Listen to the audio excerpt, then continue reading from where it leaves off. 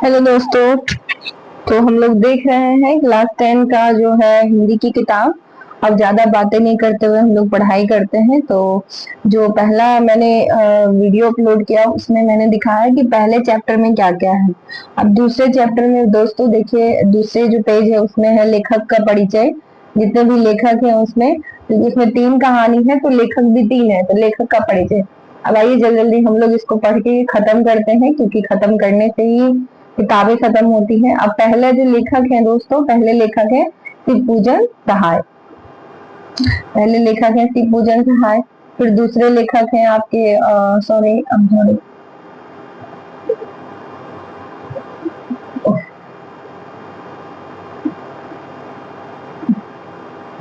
तो चलिए शिवपूजन सहाय के बारे में पढ़ना शुरू करते हैं। फिलहाल शिवपूजन सहाय का जो शिवपूजन सहाय का जन्म जो है,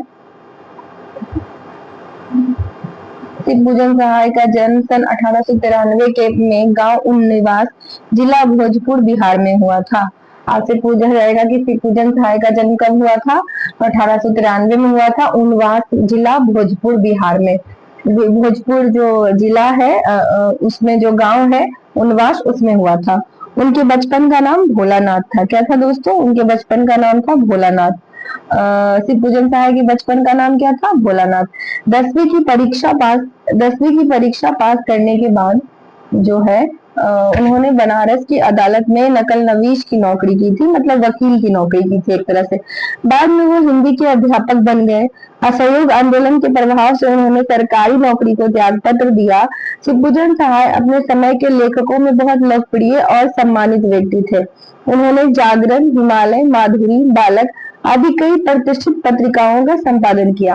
दोस्तों अगर आपसे पूछा जाएगा कि शिवपूजन सहाय के 3-4 पत्रिका का नाम बताइए, तो उन्होंने जो है जागरण, हिमालय, माधुरी, बालक, जागरण, हिमालय, माधुरी, बालक, जागरण, हिमालय, माधुरी, बालक, जागरण, हिमालय, माधुरी, बालक, बालक ने जगाया माधुरी को, माधुरी गई हिमालय पे। इस तरह से आप कुछ ट्रिक यूज करके याद कर सकते हैं।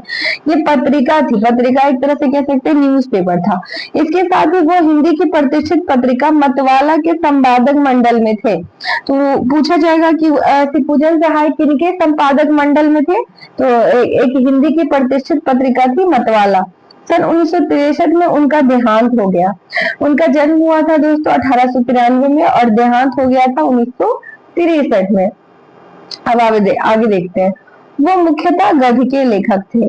अगर आपको किताब नहीं पढ़ना है तो आप केवल मेरी वीडियो देख लीजिए आप, और उसको सुनिएगा गौर से, तो आपको सारी किताब रिवीजन हो जाएंगे।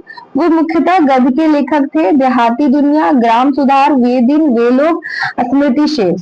तो आपसे पूछा जाएगा शिवपूजन सहाय कौन से लेखक थे? तो गद्य के लेखक थे। आदि उनकी दर्जन भर गद्य कृतियां प्रकाशित हुई। शिवपूजन सहाय रचनावली के 4 खंडों में उनकी संपूर्ण रचनाएं प्रकाशित हैं। उनकी रचनाओं में लोक जीवन और लोक संस्कृति के प्रसंग सहज ही मिल जाते हैं। अब जो दूसरे लेखक हैं वो है मधु कंकाड़िया।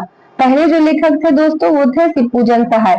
दूसरी जो लेखिका है वो है मधु कंकाड़िया। अब समझते हैं मधु कंकाड़िया जी का जन्म कब हुआ। कलर हम लोग चेंज कर लेते हैं। मधु कंकाड़िया जी का जन्म 1957 में कोलकाता में हुआ था। मधु कंकाड़िया जी बिहार की नहीं थी, वो थी पश्चिम बंगाल की, कोलकाता की थी। उन्होंने कोलकाता विश्वविद्यालय से अर्थशास्त्र में एमए किया।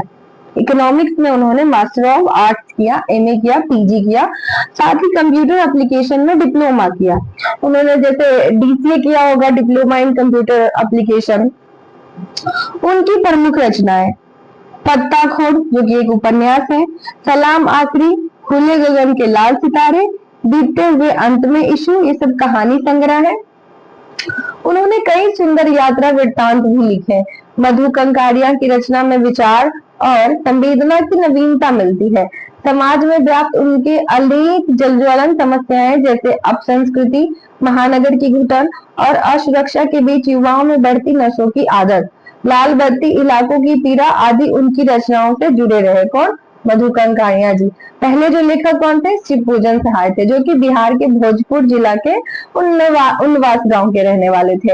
ये मधु कंकाड़िया जी जो कि कोलकाता से थी। अब तीसरे जो लेखक है वो है आज्ञे। कौन है दोस्तों? आज्ञे है। इनको आगे है। अब इनके बारे में थोड़ा जान लेते हैं। सचिदानंद हीरानंद वात्स्यायन आगे का जन्म 1911 में उत्तर प्रदेश के देवरिया जिले के काशिया कुशीनगर इलाके में हुआ। आगे का जन्म हुआ था 1911 में। उत्तर प्रदेश में एक जिला है, राज्य है उत्तर प्रदेश, जिला है देवरिया, काशिया कुशीनगर के इलाके में।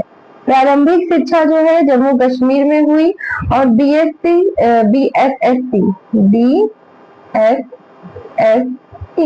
मतलब इन्होंने ग्रेजुएशन साइंस से किया, लाहौर से की। ठीक है। क्रांतिकारी आंदोलन में भाग लेने के कारण आगे को जेल भी जाना पड़ा। और क्लास 10 में पूछा जाएगा दोस्तों कि कौन से ऐसे लेखक थे जिनको क्रांतिकारी आंदोलन में भाग लेने के कारण जेल जाना पड़ा था, तो वो होंगे आगे। साहित्य एवं पत्रकारिता को पूर्णतः समर्पित आगे ने देश विदेश की अनेक यात्राएं की। उन्होंने कई नौकरियां की और छोड़ी। आजादी के बाद की हिंदी कविता पर आगे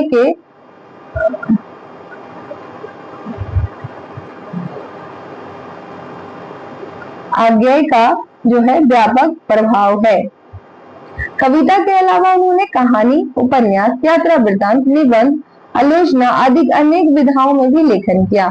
उनकी प्रमुख रचनाएं भगनदूत, चिंता, अड़िओ करुणा प्रभामय, इंद्रधनु, रौद्रे हुए ये, आंगन के पार द्वार जो की काव्य संग्रह है, शेखर, एक जीवनी, नदी के द्वीप उपन्यास है, विपठगा शरणार्थी, जयदोल, त्रिशंकुक और आत्मने पद जो की एक निबंध है, अरे आयावार रहेगा याद, यात्रा वृत्तांत, आगे द्वारा संपादित 4 सप्तक सहित 4 सप्तकों की समकालीन हिंदी कविता के इतिहास के महत्वपूर्ण स्थान है।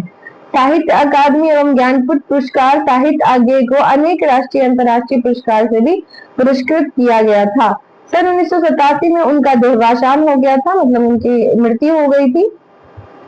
बौद्धिकता की छाप आगे को संपूर्ण लेखन में मिलती है। उनके लेखन के मूल व्यक्तित्व की पहचान की समस्या है। तो टोटल 3 जो है दोस्तों हमारे 3 लेखक थे, आगे, मधु कंकाड़िया और शिवपूजन सहाय। टोटल 3 जो है अब मतलब कि दूसरे पेज में टोटल 3 लेखक हैं जिनका परिचय मैंने आपको दे दिया। अगर आपको पीडीएफ चाहिए तो आपको डिस्क्रिप्शन बॉक्स में मिल जाएगा। अब हम तीसरे चैप्टर में चलते हैं। तीसरे पेज में क्या है? Thank you.